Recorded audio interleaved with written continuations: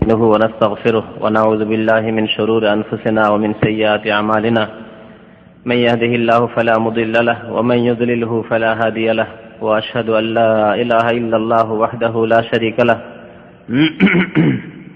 وأشهد أن محمدا عبده ورسوله يا أيها الذين آمنوا اتقوا الله حق تقاته ولا تموتن إلا وأنتم مسلمون يا أيها الناس اتقوا ربكم الذي خلقكم من نفس واحدة وخلق منها زوجها وبث منهما رجالا كثيرا ونساء واتقوا الله الذي تساءلون به والأرحام إن الله كان عليكم رقيبا يا أيها الذين آمنوا اتقوا الله وقولوا قولا سديدا يصلح لكم أعمالكم ويغفر لكم ذنوبكم ومن يطع الله ورسوله فقد فاز فوزا عظيما أما بعد فإن خير الحديث كتاب الله وخير الهدي هدي محمد صلى الله عليه وسلم وشر الأمور محدثاتها وكل محدثة بدعة وكل بدعة ضلالة وكل ضلالة في النار أما بعد فأعوذ بالله من الشيطان الرجيم بسم الله الرحمن الرحيم يا أيها الذين آمنوا إذا قمتم إلى الصلاة فاغسلوا وجوهكم وأيديكم إلى المرافق وامسحوا برؤوسكم وأرجلكم إلى الكعبين وإن كنتم جنبا فاطهروا وإن كنتم مرضى أو على سفر أو جاء أحد منكم من الغائط أو لامستم النساء فلم تجدوا ماء فتيمموا سعيدا طيبا فامسحوا بوجوهكم وأيديكم منه ما يريد الله ليجعل عليكم من حرج ولكن يريد ليطهركم وليتم نعمته عليكم لعلكم تشكرون. وقال الله تعالى في موضع آخر حافظوا على الصلوات والصلاة الوسطى وقوموا لله قانتين. মহান আল্লাহ রাব্বুল আলামিনের সমস্ত প্রশংসা, যে আল্লাহ আমাদের উপর 5 ওয়াক্ত নামাজ ফরজ করেছেন এবং নামাজের শর্ত স্বরূপ তাহারাত অর্জন করা, নামাজের উদ্দেশ্যে ওযু করা আল্লাহ রাব্বুল আলামিন ফরজ করেছেন।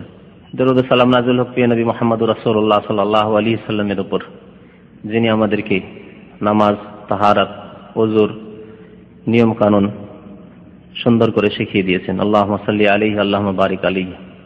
আজকে আপনাদের সামনে আলোচনা করব কয়েকটি বিষয় নিয়ে, আর এই বিষয়গুলি এক অপরের সাথে জড়িত, বরং একটি অন্যটি ছাড়া অসম্পূর্ণ, আর তা হলো ওযু, তায়াম্মুম এবং নামাজ। একসাথে আলোচনা এজন্যই করব যে অনেক ভাইরা একসাথে নামাজ এবং নামাজের শর্ত হচ্ছে ওযু, তাহারাত বা ওযুর বিকল্প তায়াম্মুম, এগুলি জানার প্রয়োজন মনে করে একসাথে সংক্ষেপে। যদি আমাদের ভিন্ন ভিন্ন আলোচনা রয়েছে এসব বিষয়ের উপর, বিস্তারিত নামাজের আলোচনা রয়েছে, বিস্তারিত ওযুর আলোচনা, তাহারাতের আলোচনা রয়েছে এবং তায়াম্মুমের আলোচনা রয়েছে।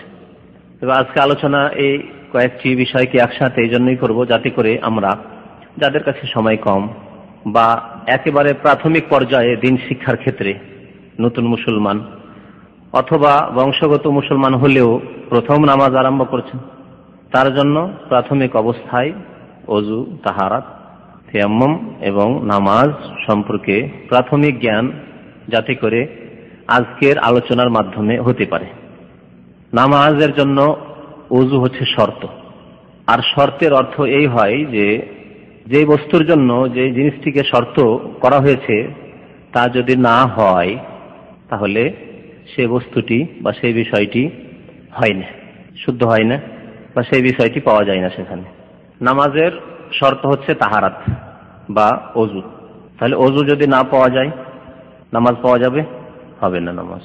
ওযু যদি শুদ্ধ না হয় বা ওযু না করে কেউ, বিনা ওযুতে নামাজ পড়ে, তো এক রাকাতও নামাজ কবুল হবে না, সারা জীবনের সমস্ত নামাজ ধ্বংস হয়ে যাবে বিনা তাহারাতে, বিনা ওযুতে নামাজ পড়লে। এই ওযুর মাসআলাকে আল্লাহ রাব্বুল আলামিন কোরআনে কারীমে বর্ণনা করেছেন সূরা আল মায়েদার আয়াত নম্বর 6। মহান আল্লাহ ইরশাদ করছেন, প্রথম ওযু দিয়ে শুরু করা যাক।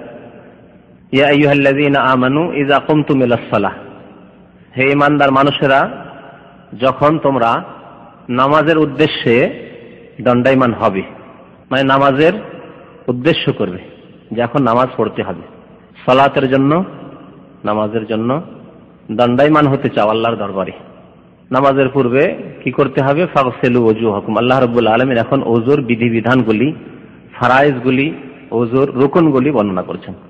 তাহলে নামাজের উদ্দেশ্য করলে ওযু করতে হবে। সাধারণ অবস্থায় ওযুর প্রয়োজন নেই, যদিও ওযু ভালো।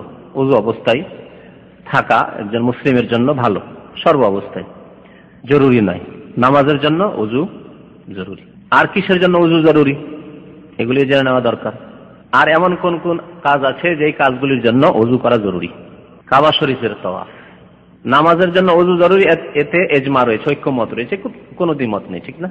যে নামাজ বিনা ওযুতে কবুল হয় না। প্রিয় নবী মুহাম্মদ রাসূলুল্লাহ সাল্লাল্লাহু আলাইহি ওয়াসাল্লামের হাদিস রয়েছে, তিরমিজি শরীফের প্রথম হাদিস, লা তুকবালু সালাতুন বিগাইরি তাহুরিন। নামাজ কবুল হয় না বিনা তাহারাতে, বিনা ওযুতে। তাহুর মানে ওযু। আর তাহারাত যে গোসল ফরজ, তাহলে তো গোসল করেন। মুসলিম শরীফের হাদিসে আরো স্পষ্ট আছে ওযু সম্পর্কে, লা ইয়াকবালুল্লাহু সালাতা আহাদিকুম ইযা আহদাসা হাত্তা ইয়াতাওয়াদ্দা। মহান আল্লাহ তোমাদের কারো সালাত নামাজ কবুল করবেন না, ইযা আহদাসা, যদি ওযু নষ্ট হয়ে যায়। ওযু নষ্ট হয়ে যায় যে কোনো কারণে, যেগুলি কারণে ওযু নষ্ট হয়। হাত্তা ইয়াতাওয়াদ্দা, যতক্ষণ পর্যন্ত ওযু না করে নেবে। ওযু না করলে লা ইয়াকবালুল্লাহু সালাতা আহাদিকুম, তোমাদের নামাজ কবুল হবে না। নবী করিম সাল্লাল্লাহু আলাইহি ওয়াসাল্লাম। তাহলে এই ক্ষেত্রে কোনো দ্বিমত নেই, ইত্তেফাক রয়েছে। দ্বিতীয় কাজ, যে কাজের জন্য ওযু করা ফরজ বা ওযু শর্ত, তা হচ্ছে কাবা শরীফের বাইতুল্লাহ তাওয়াফ করা। সে তাওয়াফ ফরজ হোক নফল হোক, যেমন নামাজ ফরজ হোক আর নফল হোক, সুন্নাত হোক। সমস্ত নামাজের জন্য কি লাগবে? কি জানাজাই হোক। হ্যাঁ, আমাদের এক শ্রেণীর লোকেরা বলে জানাজার নামাজ হয়ে যাচ্ছে আর উযু করতে গেলে জানাজা পাওয়া যাবে না, তো এম করে দৌড় দাও। না, জায়েজ না। এই জন্য চলবে না যে আপনি আপনার জানাজা ছুটে যাচ্ছে সেই জন্য তো এম করবেন না, এই ক্ষেত্রে তো এমন নেই। তো যেমন নামাজ ফরজ হোক আর নফল হোক, জানাজা হোক আর ইস্তিসকা হোক আর অন্য যে কোনো নামাজ হোক না কেন, ওযু শর্ত। ঠিক তেমনি বাইতুল্লাহর তাওয়াফ ফরজ হোক আর সুন্নাত হোক আর নফল হোক, ওযু করতে হবে, ওযু শর্ত। আর কোনো কাজ আছে যার জন্য ওযু করতে হবে? কোরআন শরীফ তেলাওয়াত, স্পর্শ করা, তেলাওয়াত নয়। কোরআন শরীফ, কোরআন মাজিদ স্পর্শ করার জন্য কি করতে হবে? ওযু করতে হবে। এই মতটি হচ্ছে অধিকাংশ উলামায়ে কেরামদের। এতে ঐক্য মত নেই, পার্থক্য, ইজমা নেই। তবে আইম্মায়ে আরবা, চার ইমাম, ইমাম আবু হানিফা, ইমাম শাফিঈ, ইমাম মালিক ও আহমদ, তাদের মত হচ্ছে যে বিনা ওযুতে কোরআন স্পর্শ করা জায়েজ নয়, ওযু করে স্পর্শ করতে হবে। কিছু উলামায়ে কেরাম রয়েছেন তাদের ছাড়া, যারা বলেছেন যে না, ওযু করা শর্ত নয় কোরআন স্পর্শ করার জন্য, জায়েজ রয়েছে, উত্তম। শর্ত বলেননি, জরুরি নয়, উত্তম বলেছেন তারা। তাহলে এই ক্ষেত্রগুলিতে ওযু করতে হবে। আর কোরআন তেলাওয়াতের জন্য ওযুর কোনো শর্ত নেই। মুখস্থ তেলাওয়াত করছেন বা স্পর্শ না করে সামনে রাখা আছে তেলাওয়াত, স্পর্শ করছেন না, সামনে রাখা আছে দেখে দেখে তেলাওয়াত করছেন, কোনো অসুবিধা নেই, স্পর্শ না করলে হলো। আর স্পর্শের ব্যাপারটি যেটি আছে সেটি হচ্ছে সরাসরি স্পর্শ করা বিনা ওযুতে যাবে না। কাপড়ের আড়ে অথবা বাক্সে রয়েছে কোরআন, উঠাচ্ছেন, কোনো কিছুতে রয়েছে উঠিয়ে নিয়ে যাচ্ছেন, কোনো অসুবিধা নেই। কোরআন তেলাওয়াতের জন্য ওযু শর্ত নাই, যদিও ওযু অবস্থায় কোরআন তেলাওয়াত করা হচ্ছে শ্রেয়। তো আল্লাহ রাব্বুল আলামিন এখানে ওযুর কথা বলেছেন। যখন নামাজের জন্য দাঁড়াতে চাইবে, নামাজের পূর্বে কি করবে? ওযু করবে। এখানে আল্লাহ রাব্বুল আলামিন ওযুর রুকনগুলি, ফরজগুলিকে বর্ণনা করেছেন। ওযুর ফরজ হচ্ছে 6টি, 4টি আল্লাহ রাব্বুল আলামিন স্পষ্ট বর্ণনা করেছেন, আর 2টি এখানে স্পষ্ট নেই। ওযুর তরিকা সংক্ষেপে আল্লাহ রাব্বুল আলামিন বর্ণনা করেছেন, ফাগসিলু ওজুহাকুম। ফরজগুলি প্রথম শুনেন। তোমরা মুখমণ্ডল ধৌত করবে। মুখমণ্ডল ধৌত করা একটি ফরজ। মুখমণ্ডল হচ্ছে পুরো চেহারা, যেখান থেকে চুল রয়েছে সেখান থেকে শুরু করে একবারে দাড়ির নিচ পর্যন্ত, আর এদিকে 2 কান পর্যন্ত। ওয়া আইদিয়াকুম, দ্বিতীয় ফরজ হচ্ছে ওযুর হাত, ইলাল মারাফিক, কনুই পর্যন্ত, কনুই সহ। জানে ইলাল মারাফিক মানে সহ, কনুই সহ, মানে কনুইয়ের যে এই হাড় হাড্ডি রয়েছে এটাও ধুইতে হবে। তৃতীয় ফরজ হচ্ছে ওয়ামসাহু বিরউসিকুম, তোমাদের মাথার মাসহ করো। মাথার মাসহের সুন্নাত তরিকা হচ্ছে মাথার প্রথম ভাগ দিক থেকে আরম্ভ করে শেষ ভাগ পর্যন্ত নিয়ে যাওয়া, 2 হাতকে শেষ ভাগ পর্যন্ত নিয়ে যাওয়া, আবার 2 হাতকে প্রথম ভাগে যেখান থেকে আরম্ভ করেছিলেন সেখানে নিয়ে আসা। নবী করিম সাল্লাল্লাহু আলাইহি ওয়াসাল্লাম স্পষ্ট হাদিসে রয়েছে। এটি হচ্ছে ইসলামিক তরিকা মাথার মাসহ করার। এক শ্রেণীর লোকেরা মাথার মাসায় ভুল করে, 1/4 করে, প্রথম দিকের চতুর্থ অংশ একটু করলো। আর আরেকটি বিদাত করে ঘাড় মশা, না ঘাড় মশা বিদাত, ঘাড় মশা কোনো সহি হাদিসে নেই, কোনো সহি হাদিসে ঘাড় মশা নেই, ঘাড় মশা বিদাত। আল্লাহ রাসূল যারা করতেন বা যাদের এই অভ্যাস রয়েছে, অনেকে অভ্যাসের দাস তো ভুলেও করেন, মনে রাখবেন যে এই বিদাতটি আর করবো না আগামী থেকে, অনেকে ভুলে গিয়ে করে, অভ্যাস হয়ে রয়েছে। তো মাথার মাসে হচ্ছে তৃতীয় ফরজ। চতুর্থ ফরজ ও আরজুলাকুম ইলাল কাবাইন, তোমাদের পাগুলিকে ধৌত করবে তোমাদের টাকনা পর্যন্ত, টাকনা সহ, টাকনা অর্থাৎ যে বেড়ে থাকা হাড় রয়েছে এটা সহ ধোয়ার মধ্যে শামিল। এই চারটি জিনিস আল্লাহ রাব্বুল আলামিন বর্ণনা করেছেন। পঞ্চম ফরজ হচ্ছে তারতিব, পর্যায়ক্রমে ধৌত করা, যেভাবে আল্লাহ রাব্বুল আলামিন বর্ণনা করেছেন। এই তারতিবের সাথে ওযু সম্পাদন করা, এটি অস্পষ্টভাবে এই আয়াতে রয়েছে। কিভাবে? লক্ষ্য করুন যে আল্লাহ রাব্বুল আলামিন প্রথম দুইটি জিনিস ধোয়ার জিনিস, ধৌত করতে হবে, মুখমণ্ডল আর হাত বর্ণনা করলেন। তারপরে মধ্যখানে কি করলেন? মাথার বর্ণনা করলেন, মাথা বিষয় অন্য, মাথা ধোয়া নয়। তারপরে 3 নম্বরে বর্ণনা করলেন। 4 নম্বরে আবার কি বর্ণনা করছেন? আবার পা ধোয়ার কথা। তাহলে তারতিব যদি পর্যায়ক্রমে ওযু করা ফরজ না হতো তাহলে প্রসঙ্গ চেঞ্জ করতেন না আল্লাহ রাব্বুল আলামিন। প্রথম ধোয়ার অঙ্গগুলি বর্ণনা করে দিতেন, মুখমণ্ডল, হাত, পা, তারপরে শেষখানে মাথা বর্ণনা করতেন। তা তো করেনি আল্লাহ রাব্বুল আলামিন। যখন এইভাবে বর্ণনা করা হয়েছে, মধ্যখানে মাথার কথা বর্ণনা করা হয়েছে, তাহলে বোঝা যাচ্ছে পায়ের আগে মাথার মাসা করতে হবে। আর নবী করিম সাল্লাল্লাহু আলাইহি সাল্লাম এইভাবে তারতিব সহকারে ওযু, তারতিবের খেলাফ কোনো সময় নবী সাল্লাল্লাহু আলাইহি ওয়াসাল্লাম ওযু করেননি। সুতরাং কেউ প্রথম হাত ধুয়ে ফেললো, হাতে হয়তো ময়লা লেগে আছে, কাদা লেগে আছে, মাটি লেগে আছে, হাত ধুয়ে ফেললো, তারপরে মুখমণ্ডল ধৌত করলো, বা পা খারাপ আছে পাটা প্রথম ধুয়ে নিল, তারপরে অন্য অন্য অঙ্গগুলি ধুলো না, ওযু হবে না। এভাবে তারতিবের খেলাফ ওযু হবে না।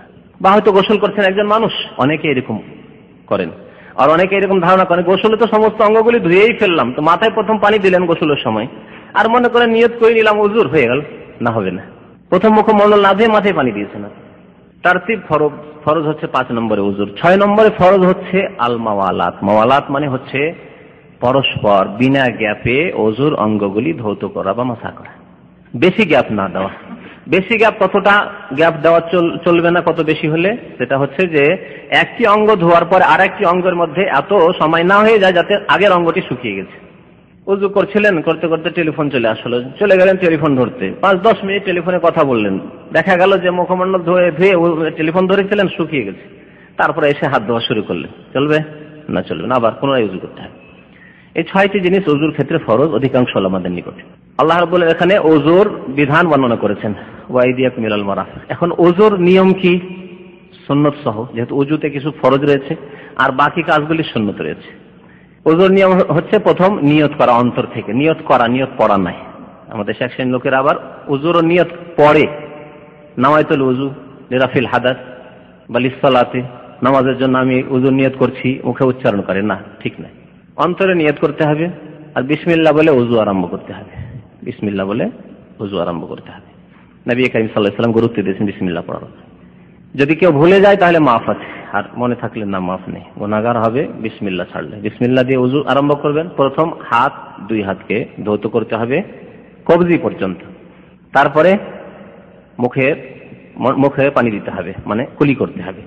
এই কুলি করার ক্ষেত্রে উত্তম তরিকা হচ্ছে এমন ভাবে পানি দেওয়া যে কুলিতে মুখেও পানি দেন এবং কিছু অংশ তার নাকেও পানি দেন, আর বাম হাতে নাক পরিষ্কার করতে হবে, এটি হচ্ছে উত্তম। আর কিছু কিছু ফুকাহাদের নিকটে পৃথক পৃথক পানি নেওয়াও জায়েজ আছে, কুলি করার জন্য আলাদা, আবার নাকের জন্য আলাদা পানি নেওয়া কিছু ফুকাহাদের নিকটে জায়েজ আছে। তবে উত্তম হচ্ছে এই ক্ষেত্রে এইভাবে ওযু করা। নাক পরিষ্কার করতে হবে, নাক ঝেড়ে, তারপরে মুখমণ্ডল ধৌত করতে হবে, যা প্রথম ফরজ। তারপরে ডান হাত ধৌত করতে হবে কনুই পর্যন্ত, কনুই সহ।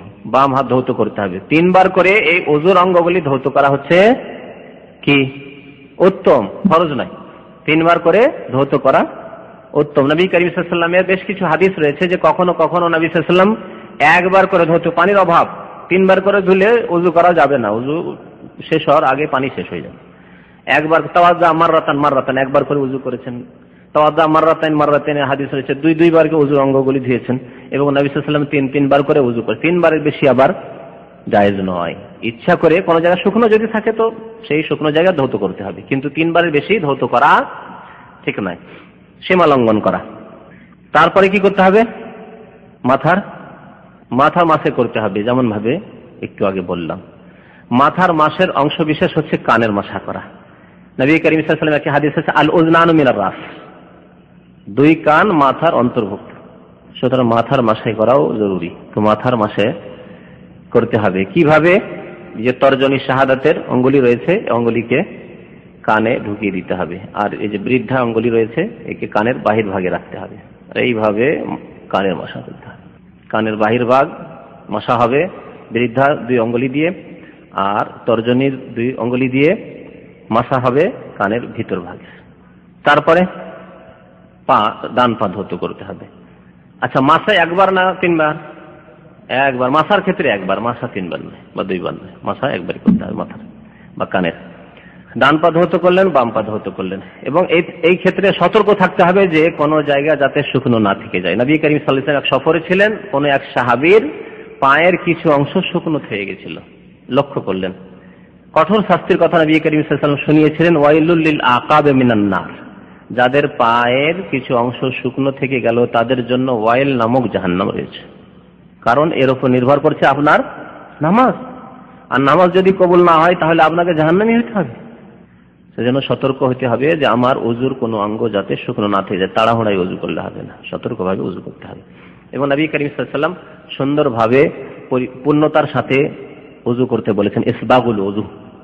আর সেটা দুই দিক দিয়ে, এক হচ্ছে যে ওযুর অঙ্গগুলি সম্পর্কে সতর্ক থাকা, যে কোনো জায়গায় শুকনো না থেকে যায়। আর একটি দিক হচ্ছে উত্তম দিক, সেটা হচ্ছে তিনবার করে ধৌত করা, যেগুলি তিনবার ধোয়ার আদেশ রয়েছে। এই ছিল ওযুর কথা। কোরআনে কারীম আল্লাহ রাব্বুল আলামিন এই সূরা আল মায়েদার আয়াতে ওযুর পরে তায়াম্মুমের কথা বর্ণনা করেছেন। ওয়া আরজুলাকুম ইলাল কাবাইন ওয়া ইন কুনতুম জুনুবান ফাত্তাহহারু, এখানে বড় নাপাকির কথা আল্লাহ বর্ণনা করেছেন। তোমরা যদি জুনবি হয়ে যাও, অর্থাৎ তোমাদের উপর গোসল ফরজ হয়ে যায়। জানাবাত বলে দুই রকমের কাজ দিয়ে, এক হচ্ছে স্বামী স্ত্রী মিলন, আর আরেক হচ্ছে স্বপ্নদোষ। যদি কারো স্বপ্নদোষ হয় অথবা স্বামী স্ত্রী মিলন হয়, তাহলে আল্লাহ বলেছেন ফাত্তাহহারু, তাহারাত হাসিল করবে, অর্থাৎ গোসল করবে।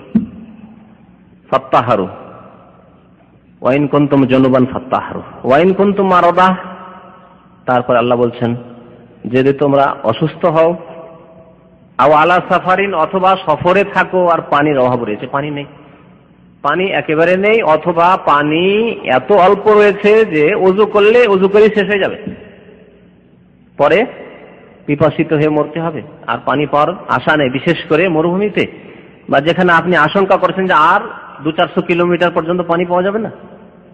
ওয়াইন কুনতুম মারাদা আও আলা সাফারিন আও জা আহাদুম মিনকুম মিনাল গায়েত, অথবা কেউ তোমাদের পেশাব পায়খানা থেকে আসলো, বাথরুম থেকে আসলো। এখানে ছোট নাপাকের কথা বলা হয়েছে, পেশাব পায়খানা গেলে ছোট নাপাকি হয়, ওযু নষ্ট হলো। আও লামাসতুমুন নিসা, অথবা স্বামী স্ত্রীর মিলন হয়েছে, এখানে বড় নাপাকির কথা বলা হলো। ফালাম তাজিদু মাআন, অতঃপর এই কাজগুলি হওয়ার পরে পানি পাচ্ছ না, হয়তো পানি পাওয়া যাচ্ছে না, অথবা পানি পেলেও পানি ব্যবহার করতে সক্ষম নন আপনি। ফালাম তাজিদু মাআন ফাতায়াম্মামু সাঈদান তাইয়্যিবা, তাহলে পাক মাটি দ্বারা তোমরা তায়াম্মুম করে না। তাহলে তায়াম্মুমের বিধান দেখা যাক। ওযুর বিধান প্রায় হয়ে গেছে, তাই না? তবে একটি দোয়া বাকি আছে, ওযুর বলা হয়নি। ওযু যখন শেষ হলো তখন দোয়া পড়তে হবে। কি দোয়া পড়তে হবে? কালেমায়ে শাহাদাত, যেটা আমাদের দেশের মানুষ বলে না, আশহাদু আল্লা ইলাহা ইল্লাল্লাহ ওয়াহদাহু লা শারীকা লাহু ওয়া আশহাদু আন্না মুহাম্মাদান আবদুহু ওয়া রাসূলুহু।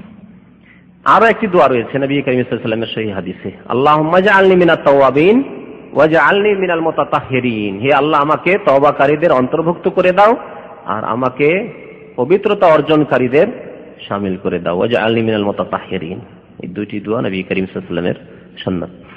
তায়াম্মুমের কথা আল্লাহ বর্ণনা করছেন এই আয়াতে, ফাতায়াম্মামু সাঈদান তাইয়্যিবা। তাহলে তায়াম্মুম কখন ওযুর বিকল্প হবে?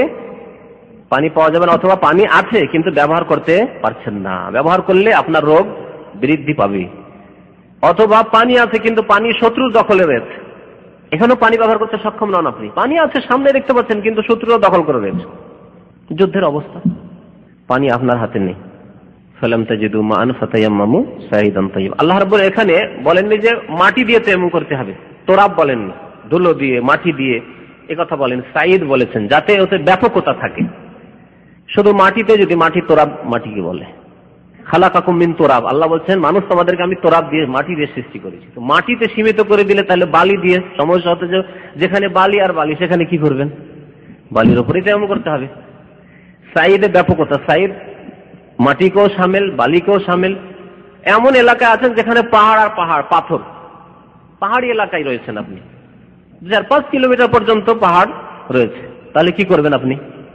পাহাড়ের ওপরে যে অল্প ধুলো রয়েছে, হ্যাঁ, তার ওই পাহাড় পাথরের ওপরেই হাত মেরে আপনাকে তেমন করতে হবে। সাইদ পাহাড়কেও সামিল।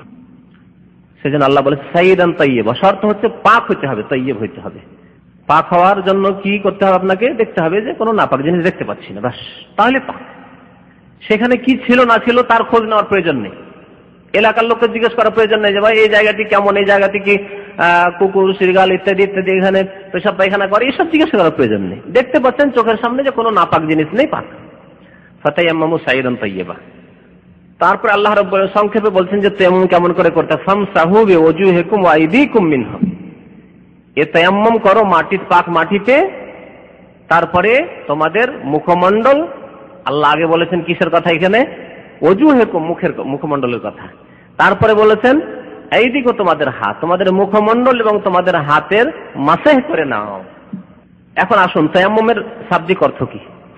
ওযু মানে পবিত্রতা, তাহারা, পরিষ্কার পরিচ্ছন্ন হওয়া, ওযু। আর তায়াম্মুম মানে উদ্দেশ্য করা। তো তায়াম্মুমকে তায়াম্মুম এই জন্য বলা হয় যে তায়াম্মুম মাটিকে উদ্দেশ্য করে মাটিতে হাত মারা হয়, এইভাবে তায়াম্মুম করা হয়। আল্লাহ কোরআনে আরেক জায়গায় তায়াম্মুম শব্দটি ব্যবহার করছে উদ্দেশ্যের অর্থে ব্যবহার করে, ওয়ালা তায়াম্মামুল খাবিসা মিনহু তুনফিকুন, তোমরা যখন দান খায়রাত করবে তখন যেটা খারাপ জিনিস সেটার উদ্দেশ্য করিও না, যে খারাপটা দান করবে, ভালোটা বাড়িতে রেখে দেবে। ফলমূল কিছু দান করতে চাইছেন, ওই সড়া পচাটা দান করবেন আর ভালোটা বাড়িতে রাখবেন। গম দান করবেন তো গমটা রেখে নেবেন আর সাদকা ওসুরে আপনি যাকাতে দেবেন, খারাপ বাজে গমটা না, চলবে না।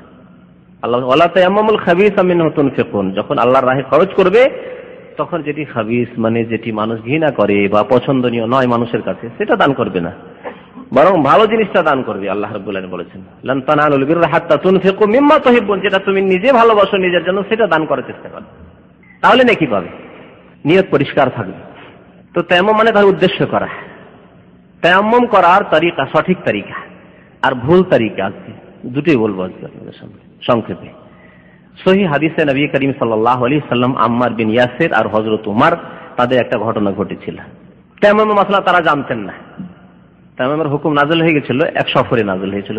আয়েশা রাদিয়াল্লাহু তাআলা হারিয়ে যাওয়ায় সেখানে এমন জায়গায় অবস্থান করতে হলো যে সেখানে পানি নেই।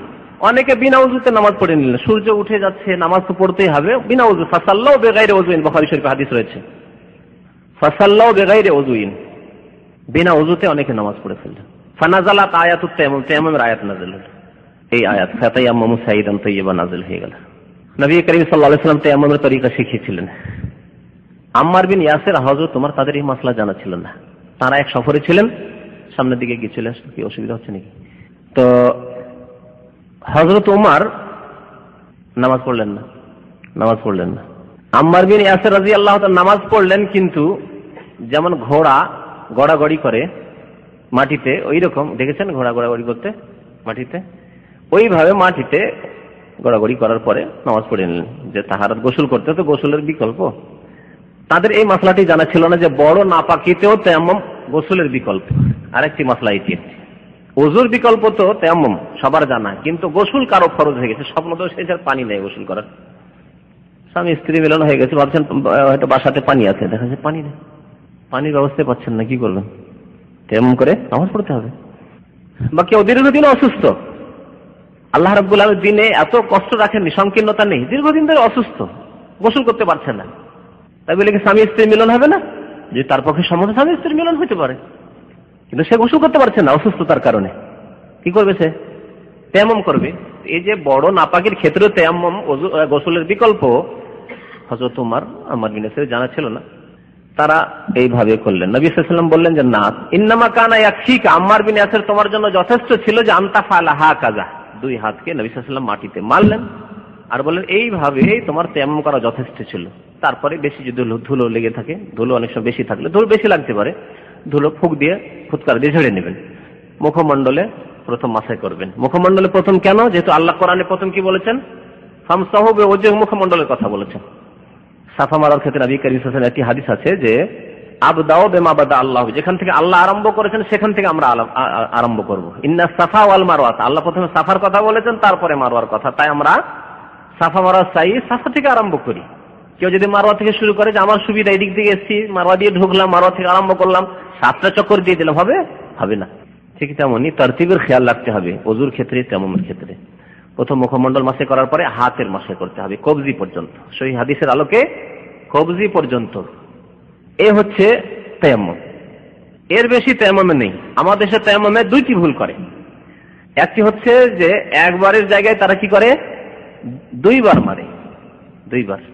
হানাফি মাযহাবে এই মাসালাটি প্রসিদ্ধ, কিন্তু হাদিস যঈফ, হাদিস হচ্ছে দুর্বল। সহিহ হাদিস বুখারী শরীফ হাদিস রয়েছে দারবাতান ওয়াহিদা, একবার মারা, ইন্নামা কান ইয়াকফিকা আন তাফআলা হাকাযা, একবার মারতে হবে, 2 বার নয়। তাহলে আর আরেকটি ভুল কি রয়েছে, যে কবজি পর্যন্ত মাসাই করে না, তারা কোনই পর্যন্ত, ইলাল মিরফাকাইন, কোনই পর্যন্ত মাসাই করে। এই 2টি ভুল রয়েছে তায়াম্মুমের ক্ষেত্রে। আর 2টি হচ্ছে মাসলা দুর্বল। সহিহ মাসলা হচ্ছে যে একবার মাটিতে মারতে হবে 2 হাতকে, আর মুখমণ্ডলের আর হাতের কবজি পর্যন্ত 2 হাতে মাসা করতে হবে। এই ছিল তায়াম্মুম। সময় আধা ঘন্টা পার হয়ে গেছে। আপনাদের বলেছি যে নামাজ সম্পর্কে বলবো, তাই না? আর এটি হচ্ছে আসল বিষয়বস্তু, যেহেতু নামাজ বিনা ওযুতে কবুল হয় না। আর ওযু করতে যদি কেউ সক্ষম না হয়, তাহলে ওযুর বিকল্প হচ্ছে তায়াম্মুম। তাই ওযু এবং তায়াম্মুম সম্পর্কে সংক্ষেপে আলোচনা করলাম। এখন নামাজ সম্পর্কে কয়েকটি দিক নিয়ে আলোচনা করব, যেগুলি সাধারণ দিক, কিন্তু একজন সাধারণ মানুষের জন্য অত্যন্ত জরুরি। যদি ভুল হয় তো বড় অসুবিধা। আর নামাজে এত শাখা প্রশাখা মাসলা মাসাইল রয়েছে যে অনেকের জেনে শুনে ভুল হয়। বিস্তারিত মাসলা মাসাইল আজকে আলোচনা করব না, কিন্তু জরুরি নামাজ শিক্ষা আজকে আপনাদের সামনে পেশ করব। প্রথম, নামাজ কত প্রকার আমাদেরকে জানতে হবে। নামাজ কত প্রকার বলতে পারবেন না? নামাজ কত প্রকার? প্রথম 2 ভাগে ভাগ করতে পারি, ফরজ এবং নফল। যেটা আমাদের দেশের মানুষরা অন্যরকম ভাবে যে সুন্নতগুলি নফল নেই। ফরজ ছাড়া আল্লাহ কোরআনে বলেছেন যে কোনো কাজ যেটি ফরজ, ফরজ ছাড়া যা হলো তা হচ্ছে তাতাওয়ু বা নফল, মানে ফরজের অতিরিক্ত, ফরজ এবং তাতাওয়ু। এই ক্ষেত্রে সহিহ বুখারীতে একটি হাদিস আছে, একজন নতুন মুসলমান ইসলাম গ্রহণ করার পরে বেদুইন এসছে নবী করিম সাল্লাল্লাহু আলাইহি ওয়াসাল্লামের খিদমতে। আসার পর জিজ্ঞেস করছেন, ইয়া রাসূলুল্লাহ আখবিরনি মাযা ফারাদাল্লাহু আলাইয়া মিনাস সালাওয়াত, বলুন আমাকে আল্লাহ আমার উপর কি কি নামাজ ফরজ করেছেন। নবী করিম সাল্লাল্লাহু আলাইহি ওয়াসাল্লাম বলেন, খামসু সালাওয়াতিন ফিল ইয়ামি ওয়াল লাইলা, দিন রাতে 5 ওয়াক্ত নামাজ আল্লাহ ফরজ করেছেন, খামসু সালাওয়াত।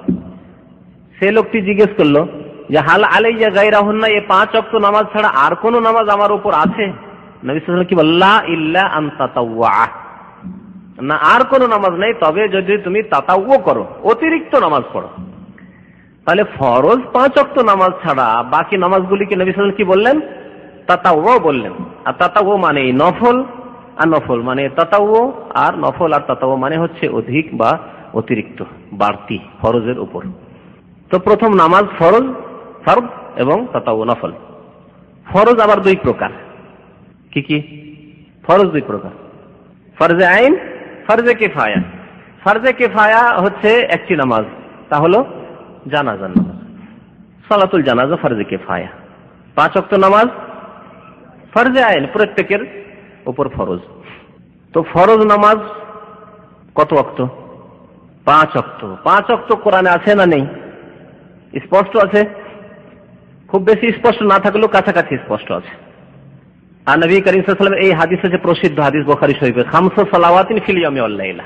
আর মেরাজের হাদিস, 50 ওয়াক্ত আল্লাহ ফরজ করে দিলেন। নবী সাল্লাল্লাহু আলাইহি ওয়াসাল্লাম আসতে লাগলেন, মুসা আলাইহিস সালামের সাথে সাক্ষাৎ হলো। তারপর মুসা আলাইহিস সালাম ফিরে যেতে বললেন, বারবার করে ফিরে ফিরে 10 করে বা 5 করে কমতে কমতে কমতে শেষে কি হলো, 5 থাকলো। আল্লাহ রাসূল ফিরে আসছেন, আবার মুসা বলছেন যে যাও, আবার ফিরে যাও, পারবে না, তোমার উম্মতেরা পারবে না। তখন নবী সাল্লাল্লাহু আলাইহি ওয়াসাল্লাম কি বলেন, ইস্তাহিয়াইতু মিন রাব্বি, আমার রব থেকে আমি লজ্জিত হয়ে গেছি, আর বারবার ফিরতে পারবো না। 5 ওয়াক্তেরও আবার ডিসকাউন্ট করার জন্য যাব, আমার পক্ষে আর সম্ভব না। আল্লাহ ফয়সালাও রেখেছিলেন যে 5-এর কম হবে না। নবী সাল্লাল্লাহু আলাইহি ওয়াসাল্লাম ফিরে যাননি, তাই মঞ্জুর হয়তো না, আল্লাহর ফয়সালা এই ছিল। নবী সাল্লাল্লাহু আলাইহি ওয়াসাল্লাম যখন চলে আসছেন, পেছন দিক থেকে ডাক হচ্ছে যে হে নবী শুনে নাও, তোমার উম্মতকে জানিয়ে দাও যে ওয়াহিয়া খামসুন,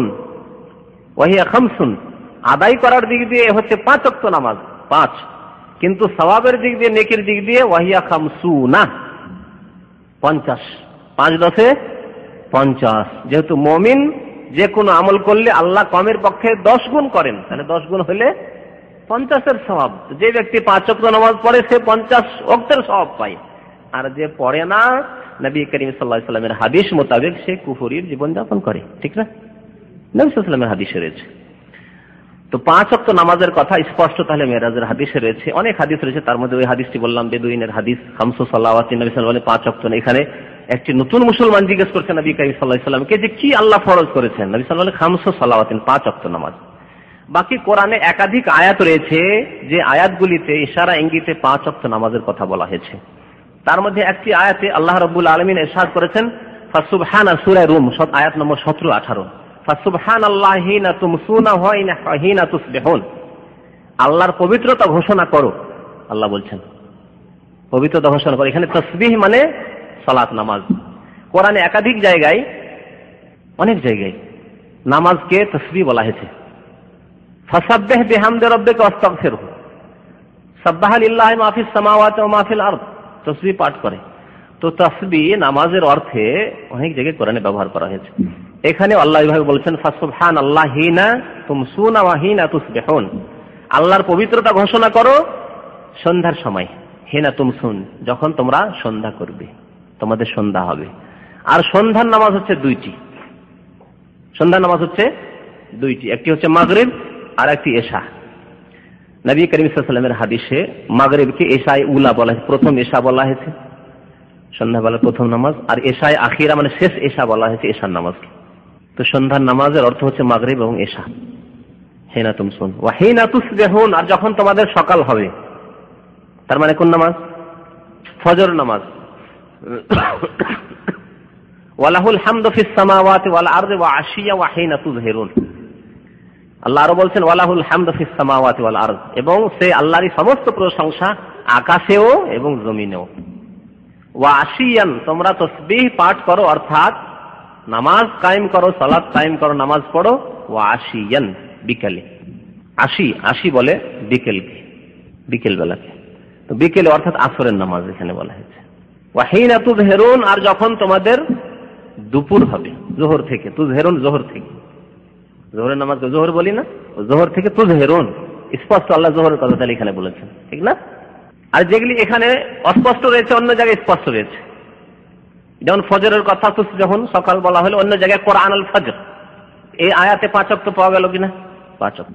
সূরা বনী ইসরাঈল আয়াত রয়েছে, আকিমিস সালাতা লিদুলুকিশ শামসি ইলা গাসাকিল লাইল। এখানে আল্লাহ সালাত বলে বলেছেন, আকিমিস সালাহ, সালাত কায়েম করো হে নবী, লিদুলুকিশ শামস, যখন সূর্য ঢলে যাবে, সূর্য যখন মাথার উপর থেকে গড়ে যাবে তখন। লিদুলুকিশ শামস ইলা গাসাকিল লাইল, কতক্ষণ পর্যন্ত নামাজ কায়েম করো?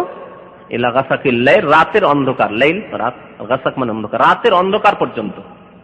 তাহলে দুপুর থেকে নিয়ে রাতের যে নামাজগুলি, এই 2টি কথা আল্লাহ সীমাবদ্ধ করে দিয়েছেন। সূর্য গড়ে যাওয়ার পর জোহর, আর তার কিছুক্ষণ পরে আসর। এলা গাসাকিল লাইল, রাতের অন্ধকার হতে যাচ্ছে তখন মাগরিব, আর অন্ধকার যখন পুরোপুরি হয়ে গেল তখন ইশা। 4 ওয়াক্ত শামিল।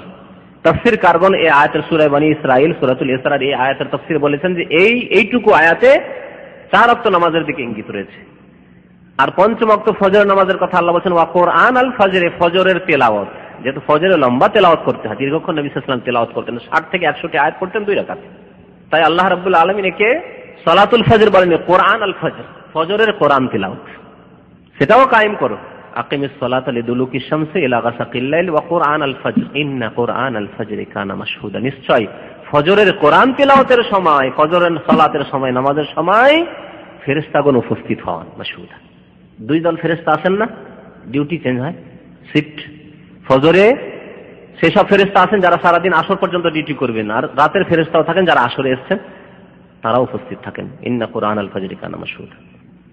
এবার সূরা তাহা একটি আয়াত রয়েছে 5 ওয়াক্ত নামাজের ক্ষেত্রে। আল্লাহ রাব্বুল আলামিন বলেছেন, ফাসবির আলা মা ইয়াকুলুন, ধৈর্য ধারণ করো যা তারা বলে থাকে, সেসব কটু কথার উপর। কাফের, মুশরিক, বিধর্মী, আল্লাহর শত্রুরা অন্যায় কথাবার্তা বলে থাকে, সেসব কথা ধৈর্য ধারণ করো। নবী সাল্লাল্লাহু আলাইহি ওয়াসাল্লামকে আল্লাহ সান্ত্বনা দিচ্ছেন। ওয়াসাব্বিহ বিহামদি রাব্বিক, এবং তোমার পালনকর্তার তাসবিহ বয়ান করো, পবিত্রতা ঘোষণা করো, মানে সালাত কায়েম করো। কাবলা তুলুইশ শামসি ওয়া কাবলা গুরুবিহা। আল্লাহ কি বলছেন? সূর্য ডুবার পূর্বে, মানে কোন নামাজ? আসরের নামাজ। ওয়া কাবলা তুলুইশ শামসি ওয়া কাবলা গুরুবিহা, সূর্য উদয় হওয়ার পূর্বে, মানে ফজরের নামাজ। 2 ওয়াক্ত হলো। ওয়া মিন আনাইল লাইল ফাসাব্বিহ, এবং রাতের কিছু অংশে সালাত কায়েম করো। তাসবিহ পাঠ করো মানে সালাত কায়েম করো রাতের কিছু অংশে। রাতের কিছু অংশ হচ্ছে মাগরিব এবং এশা। ওয়া আতরাফান নাহার, আর দিনের কিছু অংশে। দিনের কিছু অংশে কি? যোহর, আসর বলে দেওয়া হয়েছে স্পষ্ট, কাবলা গুরুবিহা বলা হয়েছে। ওয়া আতরাফান নাহার, যোহরের নামাজ। তাহলে 5 ওয়াক্ত নামাজের কথা হলো না? আল্লাহ রাব্বুল আলামিন আর সূরা বাকারার একটি আয়াতে ইরশাদ করেছেন, হাফিজু আলাস সালাওয়াতি ওয়াস সালাতিল উসতা। প্রথমে আয়াতটি পাঠ করেছিলাম, হে মুমিন মুসলিম, তোমরা নামাজের হেফাজত করো, নামাজের সুরক্ষা করো। নামাজগুলির, সালাওয়াত আল্লাহ বলেছেন বহু বচন, নামাজগুলির। তাহলে বোঝা যাচ্ছে যে একাধিক ওয়াক্ত রয়েছে, 5 ওয়াক্ত নামাজ রয়েছে, সালাওয়াত। আর বিশেষ করে ওয়াস সালাতিল উসতা, মধ্যবর্তী নামাজ। মধ্যবর্তী নামাজ, এই নামাজের তাফসীর অধিকাংশ তাফসীর কারগণ করেছেন কোন নামাজ? আসরের নামাজ। নবী সাল্লাল্লাহু আলাইহি ওয়াসাল্লামের হাদিস আছে যে সালাতুল উসতা সালাতুল আসর। অধিকাংশ তাফসীরগণ এটিকে প্রাধান্য দিয়েছেন। তাহলে আসরের নামাজের বিশেষভাবে তাগিদ করা হয়েছে, যেহেতু এই সময়টি হচ্ছে মানুষের বাজারে কেনাকাটার সময়, বা যারা বিশ্রাম করে বিকেলবেলা তাদের ঘুমাবার সময়, গাফিলতির সময়, যার কারণে আল্লাহ রাব্বুল আলামিন বিশেষ তাগিদ করেছেন আসরের নামাজের ক্ষেত্রে। সালাতুল উসতা, তাহলে সালাতুল উসতা আসরের নামাজ বিশেষভাবে হয়ে গেল। এই ভাবে 5 ওয়াক্ত নামাজের কথা কোরআনে কারীমে বর্ণনা করা হয়েছে ইশারা ইঙ্গিতে। হযরত আব্দুল্লাহ বিন আব্বাস রাদিয়াল্লাহু তাআলা আনহুমাকে তার একজন ছাত্র নাফি ইবনুল আজরাক একবার জিজ্ঞেস করেছিলেন যে, হাল তাজিদু খামসু সালাওয়াতিন ফিল কোরআন, কোরআনে কি 5 ওয়াক্ত নামাজ রয়েছে? তখন তিনি সূরা রুমের ওই আয়াতগুলি পড়েছিলেন। নাম, অবশ্যই কোরআনে রয়েছে 5 ওয়াক্ত নামাজের কথা। সুবহানাল্লাহি হিনা তুমসুনা ওয়া হিনা তুসবিহুন, যে আয়াতটি আগে পাঠ করেছিলাম আর ওর তাফসীর করেছি, সেই আয়াতটি পাঠ করে হযরত আব্দুল্লাহ বিন আব্বাস রাদিয়াল্লাহু তাআলা আনহুমা শুনিয়েছিলেন ওই তাবেঈকে। তাহলে সাহাবায়ে কেরামদের যুগ থেকে তারা জানতেন যে 5 ওয়াক্ত নামাজের কথা কোরআনে কারীমে উল্লেখিত রয়েছে। এই 5 ওয়াক্ত নামাজে ফরজ কত রাকাত? 17 রাকাত ফরজ জানা রয়েছে, তারপরেও আমরা রিপিট করে নিই। ফজরের নামাজ 2 রাকাত ফরজ, যোহরে 4 রাকাত ফরজ, আসরে 4 রাকাত ফরজ, মাগরিবে 3 রাকাত ফরজ, এশায় 4 রাকাত ফরজ। এই মাগরিবের 3 রাকাতকে নবী করিম সাল্লাল্লাহু আলাইহি ওয়াসাল্লাম বলেছেন বিতরুন নাহার, দিনের ভেতর। যত নামাজ সারাদিন পড়লেন, মাগরিবে গিয়ে সেগুলি বেজোড় হয়ে গেল। আল্লাহ বেজোড়কে পছন্দ করেন, কি হাদিস ইন্নাল্লাহ বিতরুন ইউহিব্বুল বিতরা, আল্লাহ বেজোড় এবং বেজোড়কে পছন্দ করেন। তারপর রাতের নামাজ, যত নামাজ পড়লেন সমস্ত নামাজ পড়ে শেষখানে বেতর পড়লেন, 1, 3, 5, 7, এই বেতর পড়ে কি করলেন? বেজোড় বানিয়ে দিলেন। তো এই ছিল 17 রাকাত ফরজ নামাজ। ফরজ ছাড়া আর কোন নামাজ রয়েছে? সুন্নাতে রাতিবা। সঠিক টার্ম হচ্ছে, ইসলামের পরিভাষা হচ্ছে সুন্নাতে রাতিবা, মানে ওই সুন্নাত, যে সুন্নাতগুলি ফরজ নামাজের পূর্বে অথবা পরে আদায় করা হয়, এগুলোকে সুন্নাতে রাতিবা, সুনানুর রাওয়াতিব বলে। আর আমাদের দেশের মানুষরা ভুল পরিভাষা ব্যবহার করে, সেটা হচ্ছে সুন্নাতে মুআক্কাদা বলে। মুআক্কাদার অর্থ বুঝে তারা প্রয়োগ করেনি। মুআক্কাদা মানে যার তাগিদ করা হয়েছে, ওর সাথে বলা হয়েছে যে এই নামাজ পড়ো। আমি জিজ্ঞেস করছি যারা সুন্নাতে মুআক্কাদা বলে তাদেরকে, যে একটি হাদিস কি দেখাতে পারবেন যাতে নবী সাল্লাল্লাহু আলাইহি ওয়াসাল্লাম তাগিদ করেছেন যে এই 12 রাকাত নামাজ পড়ো? আছে এরকম হাদিস? আমার এলেমে নেই। যদি কারো জানা থাকে তো জিজ্ঞেস করবেন। যদি কেউ বলে সুন্নাতে মুআক্কাদা, বলে একটি হাদিস বলেন তো যে 12 রাকাত নামাজ পড়ার তাগিদ রয়েছে। তাগিদ মানে বুঝেন তো, প্রেসার দেওয়া হয়েছে, জোর দেওয়া হয়েছে, ওরকম এমন কোন হাদিস নেই। তবে এই 12 রাকাত নামাজের ফজিলত বর্ণনা করা হয়েছে, এর গুণ বর্ণনা করা হয়েছে, এর মর্যাদার কথা বর্ণনা করা হয়েছে, যে পড়লে এই বড় ফায়দা রয়েছে। নবী করিম সাল্লাল্লাহু আলাইহি ওয়াসাল্লামের হাদিস রয়েছে। তো পাবে কিন্তু স্পেশাল ঘর কিসের পরিবর্তে? ওই 12 রাকাত সুন্নাতে রাতিবার পরিবর্তে। তাহলে আল্লাহ রাসূল ফজিলত বর্ণনা করেন, যে ব্যক্তি পড়বে সে ওই স্পেশাল ঘরটি পাবে, আর যে পড়বে না সে স্পেশাল ঘরটি পাবে না, স্পেশাল ঘরটি পাবে না। এই 12 রাকাত নামাজ কখন কখন পড়তে হবে? ফজরে, ফরজের পূর্বে না, ফরজের পূর্বে, ফরজের পূর্বে পড়তে হবে। যদি ফরজের পূর্বে না সময় পায় তাহলে কি করবে? ফরজের পরে পড়ে নিতে হবে। এই ক্ষেত্রে দলিল হচ্ছে আবু দাউদের একটি হাদিস, নবী করিম সাল্লাল্লাহু আলাইহি ওয়াসাল্লামের কোন এক সাহাবী বিলম্ব হয়ে গিয়েছিল ফজর নামাজে আসতে, ফরজ পড়ার পরে আবার 2 রাকাত সুন্নাত শুরু করেছেন। নবী সাল্লাল্লাহু আলাইহি ওয়াসাল্লাম জিজ্ঞেস করলেন যে আস সালাত আরবান, কি ফজর নামাজ 4 রাকাত, মানে নামাজ পড়েই যাচ্ছে সে? তখন সেই লোকটি বলল, ইয়া রাসূলুল্লাহ, এই 4 রাকাত পড়িনি, বরং আমার সুন্নাত ছুটে গেছিল, যে সুন্নাতটি এখন পড়ছি। তাহলে মসজিদেই পড়ে নিতে পারেন আপনি 2 রাকাত। আর এটি হচ্ছে সহিহ মাসলা, আবু দাউদের হাদিস। বাকি এক শ্রেণীর লোক আমাদের বলে যে না না, ফজর পরে আর নামাজ পড়া চলবে না। তাহলে কি করতে হবে? সূর্য ওঠার পর পড়তে হবে। আর সূর্য ওঠার পরে অধিকাংশ মানুষের স্মরণে থাকে না, অথবা গাফিলতি হয়ে যায়, অথবা ভুলে যায়, আর পড়াই হয় না, ঠিক না?